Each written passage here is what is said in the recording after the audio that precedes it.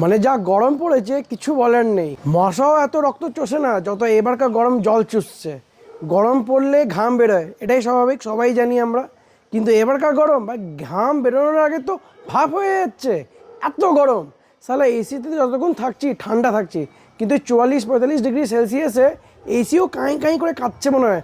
ভাই আবার আমার আউটডোর ইউনিটের জন্য একটা এসি বসিয়ে দেয়, আমিও একটু ঠান্ডা হই। মানে এসব দেখে যাকে এসি বন্ধ করে ফ্যানটা চালাচ্ছি, ভোল্টেজের যে অবস্থা, ফ্যান যা স্পিডে ঘুরছে তার দিয়ে বেশি স্পিডে গরমে ছটফট আমি করছে মনে হচ্ছে। সবাই নাকি বলে স্নান করলে ঠান্ডা লাগে, এটা ভেবে সালা মাছের জীবন কাটাচ্ছি ভাই। এখন আমি ঠান্ডাকালে আমি যতদিন স্নান করিনি তার 3 গুণ আমি এই গরমে স্নান করছি।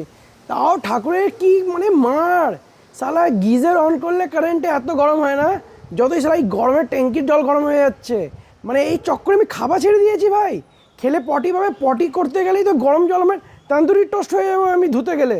আমি খাবও ছেড়ে দিয়েছি, না ঘুম হচ্ছে গরমের জন্য, না স্নান করতে হচ্ছে গরমের জন্য, না শুতে পারছি গরমের জন্য, না খেতে হচ্ছে গরমের জন্য। আর লোকে বলছে নাকি বিয়ের পর আমি শুকিয়ে গেছি।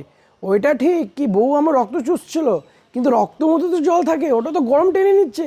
বউ এখন পাগল হয়ে গেছে কি রক্ত চুষবো কী করে, এটা ভেবে ভেবে তো বেচারি তারও শরীর খারাপ হয়ে গেছে না রক্ত খেয়ে খেয়ে।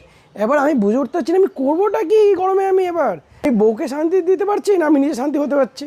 মানে এই গরমটা ভাই মানে সারা জীবন মনে থাকবে। বাপরে বাপ, ঠাকুর বৃষ্টি দাও, বৃষ্টি দাও, মরে যাবো।